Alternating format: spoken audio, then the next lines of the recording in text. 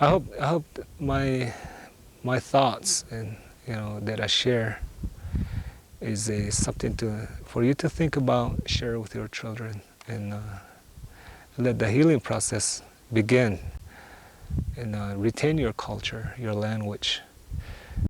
But once you can tap into your true identity, only then can you really prosper, I think, either in education or in health, physical, emotional, because you know who you are and where you're coming from, where you're going. And then things should be easy. Most of you are familiar with the saying that a lot of Indian people have, where they say every action you do, every word you say is going to affect 7 generations. If you haven't, well, it's an old Indian saying. And the way that the medicine people have told me, it doesn't it doesn't affect only the generations that come after you, but it also affects the generations before. So when you start healing yourself, like what we're doing here today, is affecting 7 generations after you, so your great-great-great-great-grandkids are going to get something out of today. But so are your great-great-great-great-grandparents are getting something out of what you're doing today. So we're sitting in a real powerful place right now, because 7 generations both ways are getting affected by our talk, by walking down here into the canyon, by offering prayers, by doing that kind of stuff. So it's really powerful, you being here. And most religions believe that our souls are eternal, that we come from somewhere. And somewhere in the eternity we got together and decided to be here this day to kind of restore the sacred and beauty here at this very spot. And I'm really happy to be here to fulfill that commitment that we made to each other way back when. And here we are looking at each other.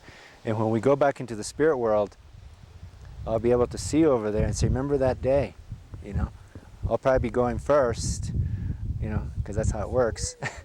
But then I'll be able to see you and say, I remember when we talked about diabetes and we talked about those things, your poetry. I say, yeah, that was a good thing that we did.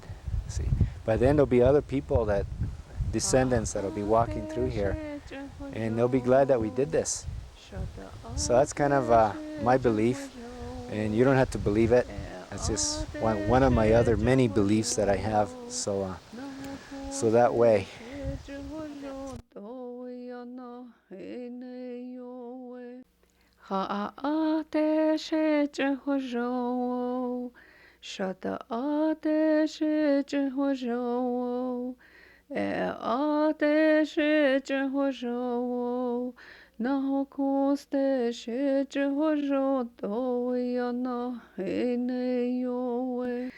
What will make a big difference in Navajo is ahojit eldo sichiten sichin jinzo ado hueot lagi bechit edo dilchit lingo ahot eya ado ahot eya behojon jogalo behet khaya ahot ehoshin hojon jogale.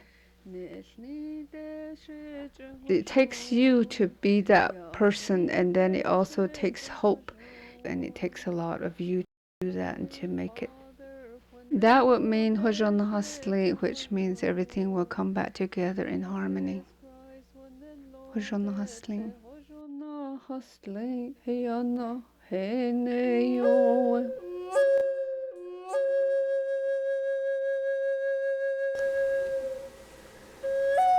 The filming of this video took place during the last of 3 years I spent working as a psychiatrist on the Navajo reservation.